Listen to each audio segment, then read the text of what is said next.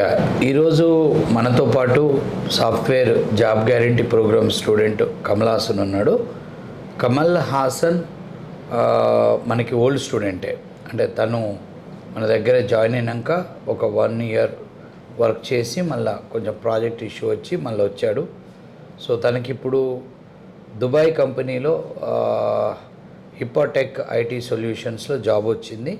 So ఈరోజు ముగ్గురు select అయితే అందులో కమల్ హాసన్ ఒకటి. So Kamal Haasan after 1 or 2 months first 2 months work from home work చేసి తర్వాత దుబాయ్ ట్రావెల్ చేయబోతున్నాడు. So Kamal, just introduce your self again. Yeah, నా పేరు కమల్ హాసన్. ఇది నీ రెండో ఇంటర్వ్యూ. నేను నంద్యాల నుంచి వచ్చాను. నాది బీఎస్సీ డిగ్రీ 2016లో అయిపోయింది. సో ఫస్ట్ కంపెనీ ప్రాబ్లం అయిపోయింది. అంటే బీఎస్సీ కంప్యూటర్స్, జస్ట్ కంప్యూటర్స్ ఉందా? ఎక్కడ చదివావు అది? శ్రీ వెంకటేశ్వర యూనివర్సిటీ తిరుపతి క్యాంపసా, కాలేజ్, అఫిలియేటెడ్ కాలేజ్? ఏ కాలేజు? బిఎస్ఆర్ డిగ్రీ కాలేజ్ అని తిరుపతి. సో అదే 16లో అయిపోయింది. 16లో అయిపోయినాక ఏం చేసావు? 16లో అయిపోయిన తర్వాత 17, 18లో హోటల్ మేనేజ్మెంట్ చేశాను సార్. తర్వాత మా నాన్న వద్దంటే మళ్ళీ హోటల్ మేనేజ్మెంట్ స్టడీకి వెళ్ళావా? స్టడీకి వెళ్ళాను సార్. అంటే మాస్టరా, బ్యాచులరా? పీజీ అని చెప్పి 1.5 year కోర్స్ ఉంది, వెళ్ళావు? దానికి వెళ్ళాను. సో దాంట్లో చేసి మళ్ళీ మా నాన్న వద్దు అంటే మళ్ళీ గవర్నమెంట్ జాబ్కి వెళ్ళాను సార్. గవర్నమెంట్ జాబ్ కోచింగ్కి వెళ్ళాను. ఎన్ని రోజులు చేసావు కోచింగ్? 3 years చేశాను. 3-4 years ట్రై చేసావు, రాలేదు సార్. తర్వాత వచ్చావు నా దగ్గరికి. ఎక్కడ హోమ్ టౌను? నంద్యాల సార్ మాది, Koilkonda mandal, Bheemunipadu village. Okay. So నువ్వు ఇక్కడ జాయిన్ అయినాక ఫస్ట్ నీకు ఓ జాబ్ వచ్చింది. అవును సార్. సో ఫస్ట్ నీకు ఎన్ని రోజులు కోర్స్ తర్వాత, అంటే కోర్సులో జాయిన్ అయినాక ఎన్ని రోజులకి నీకు వచ్చింది? Couple of months, number of months అడుగుతా. ఆఫ్టర్ 2.5 months తర్వాత నీకు కొంచెం ఫస్ట్ జాబ్ ఎర్లీగా వచ్చింది. సో ఏమైందంటే మనకి ఉన్న .NETలో అన్ని మాడ్యూల్స్ అవ్వకముందే నీకు 3rd monthలో జాబ్ వచ్చింది. ఫస్ట్ జాబ్ ఎక్కడ వచ్చింది? అది పర్పుల్ టాక్. సో అందులో ఎన్ని రోజులు పని చేసావు? 4 months చేశాను సార్. 4 months చేసినాక అక్కడ ప్రాజెక్ట్ ఇష్యూ వచ్చి ఆ ప్రాజెక్ట్లో ఉన్న వాళ్ళందరూ, బయట వాళ్ళు, మన వాళ్ళు 2-3 అందరికీ జాబ్ ప్రాబ్లం అయింది. బయటకు వచ్చావు. బయటికి ఆ జాబ్ ప్రాబ్లం కాగానే నువ్వు నాకు ఫోన్ చేసావా, వచ్చావా? చేశాను సార్. మేము చేసావు కదా, ఫోన్ చేశాను. వచ్చి కలవమన్నావు. వచ్చి రండి. అవును, ఏం పర్లేదు అన్నాక మళ్ళీ నీకు రెండో జాబ్ వచ్చింది. అది ఎంత టైం పట్టింది? అది 10 days to 20 daysలో వచ్చేసి. అప్పుడు మనకు ఆ మధ్యలో ఇంటర్వ్యూస్ పెట్టించుంటా? ఆ మధ్యలో డైరెక్ట్ ఏం లేదు సార్, డైరెక్ట్ ఒకటి ఇంటర్వ్యూ. Sparta cloud. ఈ సెకండ్ ఆఫర్ తనకి స్పార్టా క్లౌడ్ వచ్చింది. స్పార్టా క్లౌడ్కి ముందు ఒక కంపెనీకి పంపించినట్టు గుర్తుందే లేదా? నిన్ను పంపించలేదా?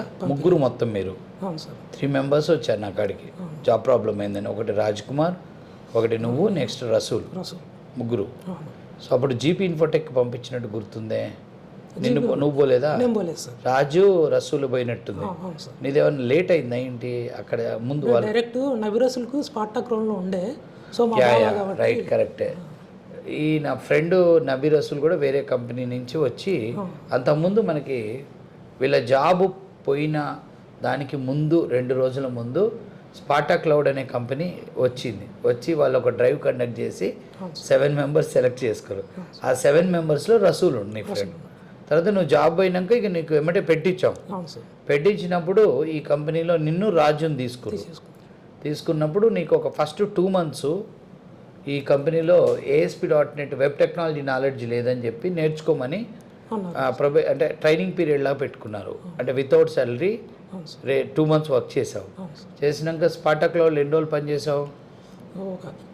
8 months చేసావు. సో అది అక్కడ 3 lakh package. 3 lakh almost 1 year చేశాను సార్. 1 year, అదే అంత కలిపి ఓవరాల్గా 1 year చేసినాక అక్కడ ప్రాజెక్ట్ అయిపోయింది. ప్రాజెక్ట్ అయిపోయినాక వాళ్ళు బయటకు వచ్చి చేస్తే, సో అప్పుడు ఇది తనకి 3rd ఆఫర్. అంతేనా? సో ఈ ఆఫర్ ఏంటంటే డైరెక్ట్గా travelling to Dubai, Hippotech IT solutions. And ఇక్కడ వాళ్ళకి ఒక 2 months వర్క్ ఫ్రమ్ హోమ్ ఇచ్చారు. తర్వాత దే ఆర్ ట్రావెలింగ్ టు, ఈ లోపల వీసా ప్రాసెస్ చేసి మిమ్మల్ని దుబాయ్ కంపెనీకి మూవ్ చేసి అక్కడ గెస్ట్ హౌస్లో మన స్టూడెంట్స్ ఆల్రెడీ ఇద్దరు ఉన్నారు. అవును సార్. వాళ్ళు ఫ్రెండ్సా? అందులో ఎవరు ఫ్రెండ్స్? ప్రకాష్, చందు ఇద్దరు తెలుసు నాకు. ఇద్దరు తెలుసు. అంటే ప్రకాష్ అప్పుడు మీరు కొద్ది రోజులు ఇక్కడ వచ్చి ప్రిపేర్ అయ్యేటప్పుడు మీతో ఉన్నాడు, పక్కన ఉన్నాడు, మాతో యాంగులర్ చెప్పించుకుండా. అవును. చందు ఎప్పుడు ఫ్రెండ్? చందు అంటే జస్ట్ చందు అంత ఫ్రెండ్షిప్ ఏం లేదు. మీ టైం కాదు. అవును. ప్రకాష్ ఎక్కువ మీతో కూర్చున్నాడు. అవును. సో ఇప్పుడు అంటే ఓవరాల్గా ఇది ఆడియన్స్కి తెలవాల్సింది ఏంటంటే, అంటే ఒక స్టూడెంట్కి జాబు పోయినప్పుడు వాళ్ళని అంటే మళ్ళా మనం సపోర్ట్ చేసి జాబు పెట్టడం అనేది అంటే వెరీ ఇంపార్టెంట్. సో ఆ విషయంలో ఎలా అనుకున్నావు నువ్వు? ఆ విషయంలో ఆర్ఎన్ రెడ్డి సార్ అని ఎప్పటికైనా గ్రేటే సార్. గ్రేట్ అనట్లే కానీ, సో ఆ పీరియడ్లో మీకు ఒక నాకు గుర్తుంది ఒక 2 months అట్లా కొద్దిగా జాబ్ ప్రాబ్లం అయినప్పుడు హాస్టల్ ఫీజు కూడా ఇస్తారు. హాస్టల్ ఫీజులు కూడా మేము కట్టడం జరిగింది. ఒక 2 నెలలు అయితే మేము కట్టగలిగాము, నీకు రసూల్కి 2 నెలలు హాస్టల్ ఫీజులు అడ్జస్ట్ చేసినాం. సరే అవి తర్వాత తీసుకుందాంలే కానీ అని చెప్పి అరేంజ్ చేసినాం. సో అది నువ్వు ఓవరాల్గా 3rd జాబ్ వరకు ఇప్పుడు మేము ఇచ్చిన సర్వీస్ బాగానే ఉందా? బాగుంది సార్, బాగుంది సార్.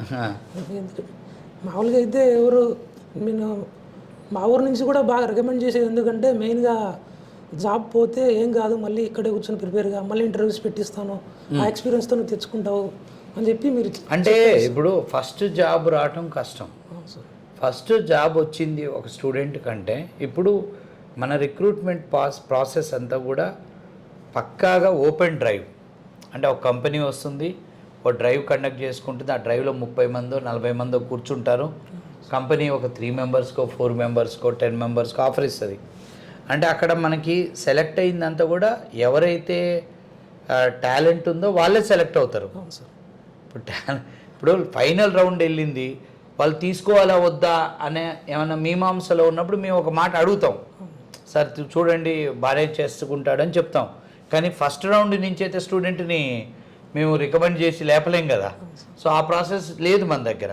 సో అందువల్ల నా ప్లాన్ ఏంటంటే, ఇప్పుడు నువ్వు సబ్జెక్ట్ నేర్చుకొని సెలెక్ట్ అయ్యి ఒక కంపెనీకి వెళ్ళావు, ఒక కంపెనీకి వెళ్ళిన వెంటనే యు ఆర్ ఫిల్టర్డ్ స్టూడెంట్. ఆ కంపెనీలో ఓ 3 months 4 months పని చేసావు, 6 months పని చేసావు, 10 months పని చేసి బ్యాక్ వచ్చావు అంటే నువ్వు first already short listed student. అంటే ఒక 50 మందిలో నీకు జాబ్ వచ్చింది. సెకండ్ నువ్వు ఒక 5 months 10 months జాబ్ చేసావు అంటే నువ్వు you have seen the industry. So ఇంత అయినాక అతనికి మనం జాబ్ ఇప్పియటం అనేది పెద్ద విషయం కాదు నాకు తెలిసి, అర్థమైందా? కాకపోతే ఎందుకంటే ఆల్రెడీ ఐడెంటిఫైడ్ అంటే ఆల్రెడీ క్వాలిఫైడ్ స్టూడెంట్, అతనికి జాబ్ ఇప్పటం పెద్ద కష్టం కాదు. అందుకనే రెండోది ఏంటంటే ఆ టైంలో మేము ఆ స్టూడెంట్ని అంటే వీలైనంత వరకు అంటే వాళ్ళు ఏదన్నా వాళ్ళని బుజ్జగిస్తూ వాళ్ళని చాలా జాగ్రత్తగా హ్యాండిల్ చేస్తాం. నీకు గమనించిందో లేదో, ఇప్పుడు నువ్వు ఫస్ట్ జాబ్కు ముందు మేము నీతో డీల్ చేసిన విధానానికి జాబ్ పోయి వచ్చినాక నీతో డీల్ చేసిన విధానానికి చాలా తేడా ఉంటుంది. ఫస్ట్ జాబ్కు ముందు ఫుల్ స్ట్రిక్ట్ ఉంటాం, ఎందుకంటే ఫస్ట్ జాబ్ రాలే కదా. సో అప్పుడు మెంటల్గా స్ట్రాంగ్ ఉంటావు నువ్వు, కాబట్టి మేము సెన్సిటివ్గా ఉన్నాం, చాలా హార్ష్గా స్ట్రాంగ్. ఒక స్ట్రిక్ట్ టీచర్ ఎలా ఉంటాడో అలానే ఉంటా. బట్ ఒక జాబ్ పొయ్యి వచ్చినాక వరకు ఒక జాబ్ ప్రాబ్లం అయ్యి వచ్చిన స్టూడెంట్ని చాలా జాగ్రత్తగా అంటే ఒక గాజు మొక్కలా చూస్తా. నువ్వు గమనించుంటావు, అది నీకు బాగా అనుభవం, ఎందుకంటే నీకు 2 సార్లు అయింది అది. సో ఎందుకు అంటే ఆల్రెడీ జాబ్ పోయింది, but you are technically strong, you have good experience, but emotionally you are disturbed. నీ ప్లేస్లో ఎవరున్నా జాబ్ ప్రాబ్లం అయింది అంటే ఎంతైనా ఎవరికైనా కానీ కాన్ఫిడెన్స్ అనేది లో అవుతుంది. సో ఆ టైంలో వరకు మేము వాళ్ళకి ఏది కావాలంటే అది అరేంజ్ చేస్తాం. సార్ హాస్టల్ ఫీజు లేదన్నా ఇస్తాం, ఇంకేదన్నా మీకు ఎందుకు జాబ్ వస్తుంది నా మాటను, ఎందుకంటే అది చాలా డిస్టర్బ్డ్ టైం. ఒక పక్కన ఇంట్లో చెప్తారో చెప్పరో తెలియదు, ఫ్రెండ్స్ కాడి నుంచి కాల్స్ వస్తుంటాయి, జాబ్ పోయింది. ఇంకొకటి గమనించవలేదో, ఒక స్టూడెంట్కి జాబ్ ప్రాబ్లం జాబ్ వచ్చింది ఎలా మేము మైక్లో అనౌన్స్ చేసి చెప్తామో, జాబ్ ప్రాబ్లం అయింది కూడా చెప్తాం. అది కొద్దిగా స్టూడెంట్కి డిస్టర్బెన్స్ అవ్వచ్చేమో కానీ, బట్ నా పాయింట్ ఏంటంటే ఇక్కడ ఉన్న వాళ్ళందరికీ కూడా జాబులు రావటమే కాదు, ఒక 2-3 months 6 months తర్వాత జాబ్ రిస్క్ ఉంటుంది అని కూడా తెలుస్తుంది, చెప్పాలని నా ఉద్దేశం. ఇది జాబ్ పోయిన స్టూడెంట్కి కొంత పెయినే, ఎందుకంటే ఇప్పుడు ఎక్స్కి జాబ్ రిస్క్ అయింది, మనం మామూలుగా షేర్ చేసాం, చేసినప్పుడు ఏమవుతుంది అంటే వాడితో కనెక్టెడ్ అయిన వాళ్ళు కొద్దిగా వాడిని ఇంటరాక్ట్ అవుతారు, ఏమైందన్నా అని అడుగుతారు.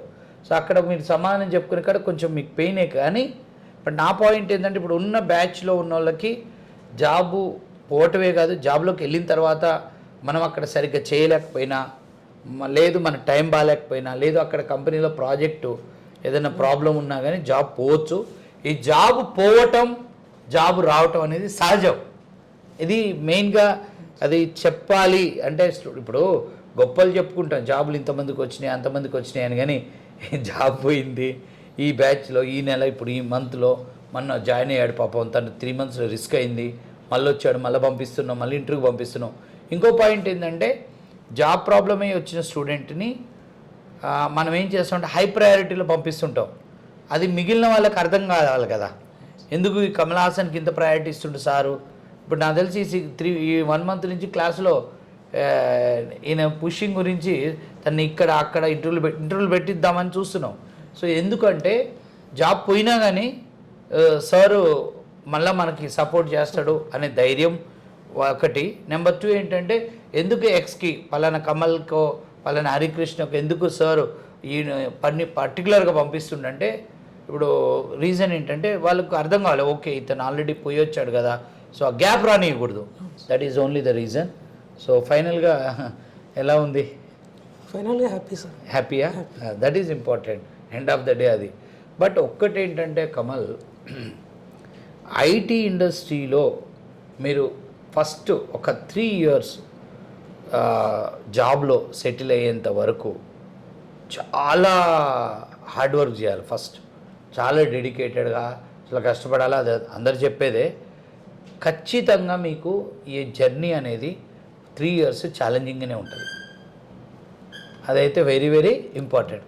అంటే మనకు కంఫర్ట్గా ఉంటుంది, మనకి మేనేజర్ మనకంత సపోర్ట్గా ఉంటాడు, టీం మెంబర్స్ సపోర్ట్గా ఉంటారని మనం ఎక్స్పెక్ట్ చేయొద్దు.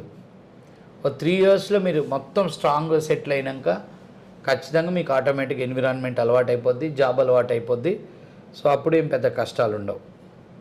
అంటే మామూలుగా ఇంకొకటి ఏంటంటే ఓ కంపెనీలో జాయిన్ అయినప్పుడు మొదటి 3 నుంచి 5 సంవత్సరాలు ఎట్టి పరిస్థితిలో కంపెనీని మినిమం 3 మ్యాక్సిమం 5 కంపెనీ మారొద్దు. దానివల్ల ఏమవుతుందంటే మీ ప్రొఫైల్ బాగుంటుంది, నెక్స్ట్ కంపెనీకి వెళ్ళినప్పుడు ఎక్కువ రోజులు పనిచేసారని ఐడెంటిఫై చేస్తారు.